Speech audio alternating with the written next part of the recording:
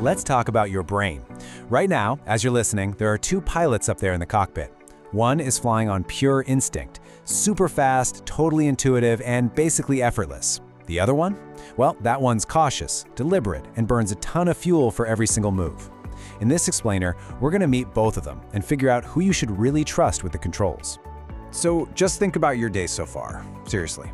You picked out your clothes, you drove or took the train, you grabbed a coffee, but how many of those were actual conscious decisions versus, things that just happened while you were thinking about something else?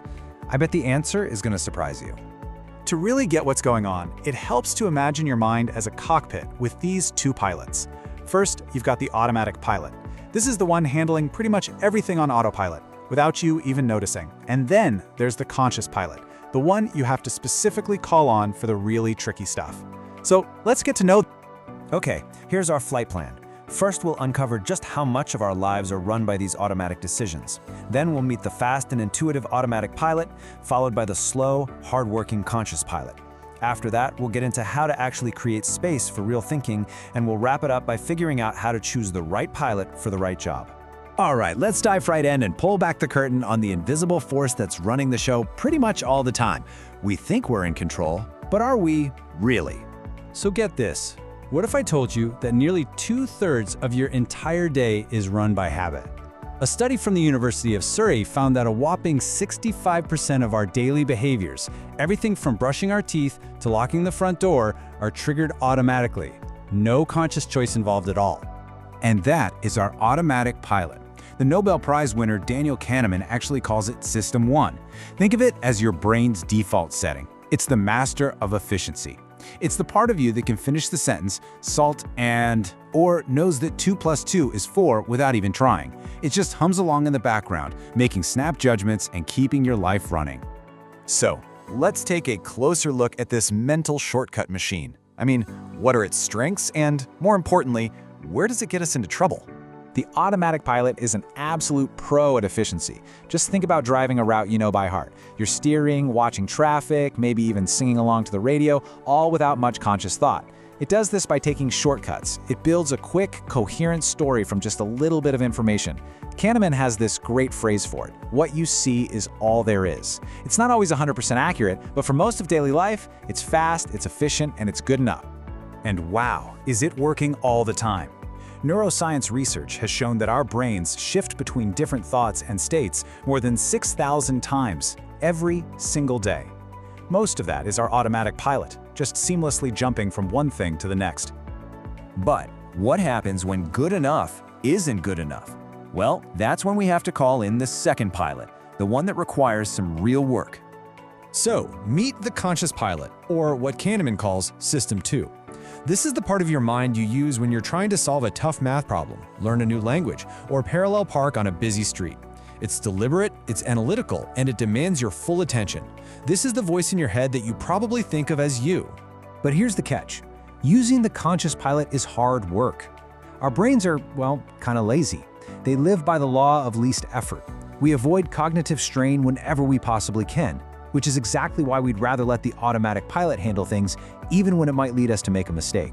And the cost of all this mental work has massive real-world consequences. Check this out. A famous study from 2011 looked at over 1,000 parole rulings. At the start of the day, or right after a lunch break, judges granted parole about 65% of the time. But as the day went on and their mental energy just tanked, that number plummeted to almost 0. The craziest part? After their next break, it shot right back up again. A prisoner's entire future could depend on whether the judge just had a sandwich. This phenomenon has a name. It's called decision fatigue. Your ability to think carefully is a finite resource. It's like a phone battery. The more tough decisions you make, the more you drain that battery. And when it's low, your brain defaults to the easiest possible answer, which, for those tired judges, was just saying no. Okay, so if conscious thought is this precious, limited resource, how do we protect it? How do we create the right conditions to engage our conscious pilot when it really, truly matters? This quote really gets to the heart of it. To bring our conscious pilot online, we have to escape the constant noise, the dings, the notifications that keep our automatic pilot in the driver's seat. We need to actually create some space for our thoughts to breathe. So how do we do it? It's about deliberately cutting out distractions and focusing on just one thing at a time. But here's the most important, and maybe the most surprising, ingredient. You have to let yourself be bored. Boredom isn't a problem you need to solve with a quick scroll through your phone. It's the quiet hangar where your conscious pilot can finally take the controls and do its best work. You know what? Let's try a quick experiment right now. If you can, just find a comfortable spot and close your eyes. Now just bring all of your attention to your breath, feeling the air come in and go out. Inevitably, your mind is going to wander. That's your automatic pilot grabbing the wheel again. The goal isn't to fight it. Just gently notice, oh, my mind wandered, and then guide your focus, your conscious pilot, right back to your breath. What you're doing right there is literally a workout for your brain. Neuroscience shows us that this simple act helps balance the two key networks in your brain: the wandering network, or the default mode network, and the focus network, the task-positive network. You're basically training your ability to consciously choose where to put your attention. Okay, let's bring it all in for a landing.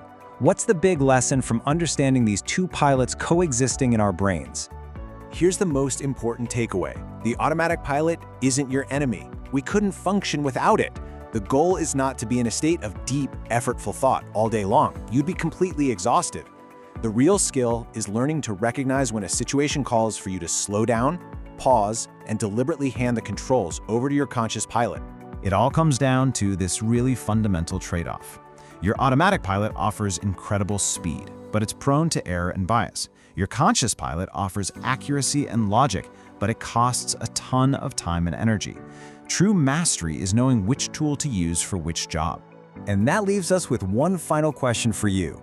The next time you face a really important choice, a big career move, a tough conversation, a major purchase, just pause for a second and ask yourself, which pilot are you going to let fly the plane?